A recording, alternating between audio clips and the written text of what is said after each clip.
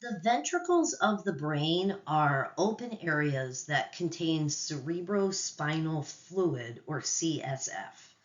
Whenever we do a brain dissection in the lab, students will always ask me, where are the ventricles? And I mean, they're fluid filled structures. So when the brain's pickled or preserved, these structures collapse. So it's very difficult to visualize these ventricles, even if you do dissect a brain. And part of that is because they have this diagonal C shape to them. As you can see here, these are two ventricles, and these both have like a C shape to them. These would be the first and second ventricles, and I invite you to determine whether you want the left or the right to be the first or the second. Doesn't matter. These two ventricles are connected by the interventricular foramen. This large basin right here is the third ventricle. So this is one, this is two. And this even larger basin right here is the fourth ventricle. Unfortunately, the third and fourth ventricles are connected by a very small and fragile tube called the cerebral aqueduct. It's this small tube that can sometimes become pinched as a child grows, requiring a shunt or a neural shunt to keep this area open until the brain and the skull bones reach their full capacity. All of these ventricles drain by gravity. There's no pump, and they all drain into that central canal of the spinal cord and then descends the spinal cord. Circulation of cerebrospinal fluid, like I said, it has no pump like circulation of the heart. However, your movements and gravity help the CSF move through these open spaces.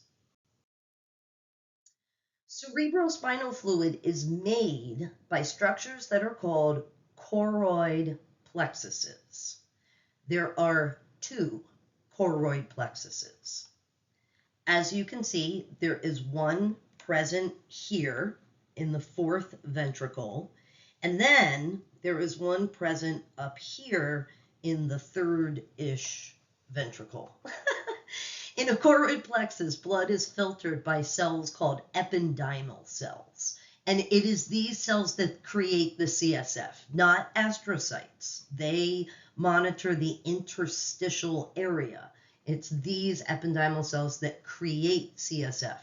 It's essentially filtered blood.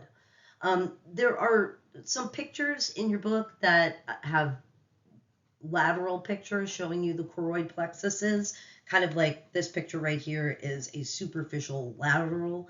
And then this picture right here is a sagittal section showing you where the choroid plexuses are. And then, of course, the most difficult to understand down here is a transverse cut of the brain, right, where this is front or rostral, and this is back or caudal. And you can see the choroid plexuses and the open ventricles. Ependymal cells were one of the types of neuroglia that are contained only in the central nervous system. It's these cells that filter the blood and allow only acceptable substances into the vascular system of the brain. Therefore, these ependymal cells, they are technically part of the blood-brain barrier because they prevent certain toxins from entering into that CSF circulation.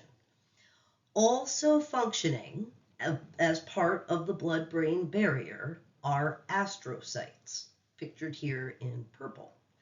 It's astrocytes that take substances directly from a blood vessel and feed it to the neurons. That's not what ependymal cells do. That is different. Ependymal cells take things directly from the blood vessels and filter it to make the cerebrospinal fluid. So all of these ependymal cells that you see right here, all of them have these little cilia,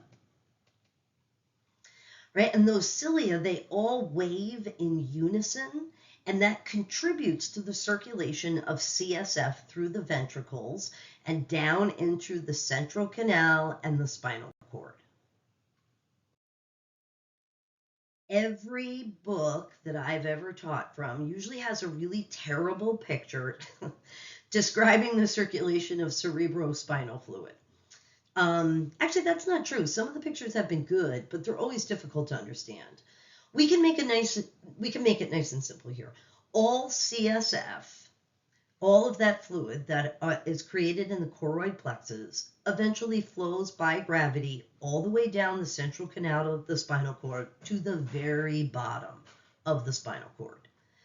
The CFS, it then diffuses into the subarachnoid space, which was that space between the pia mater and the arachnoid mater, between those spinal cord meninges. So as you move around your skeletal muscles, you create pressure differences in that subarachnoid space. And these pressure differences basically milk your CSF superiorly through the subarachnoid space and back up into the brain. So you end up with a circulation that kind of, here's the brain, that kind of descends, but then ascends again to the brain through that subarachnoid space. So some of you may know of a situation or condition that requires what is referred to as the neural shunt, as I mentioned before. And unfortunately, this little tiny small central canal that leaves the fourth ventricle and the little tiny canal that connects the third and fourth ventricles together, it can be pinched shut in children. What happens in these situations is that the CSF is incapable of descending through the third and fourth ventricles into the central canal of the spinal cord. And therefore, the ventricles start to fill with CSF more and more and more. And those ventricles are basically asking the brain tissue to swell outward. So in adults, that's not possible because the skull bones are sutured closed, right? For adults, the increased pressure in the ventricles is deadly. However, for children whose skulls have not yet reached full capacity and whose bones are not yet completely sutured together, this condition is not deadly. As CSF fills the ventricles push outward on the skull, and those bones are not yet sutured together. And so it really just creates a baby with a really enormous head. Although not deadly, a vascular shunt needs to be put in place to keep open either the cerebral aqueduct or the central canal, allowing the CSF to flow as expected down the central canal.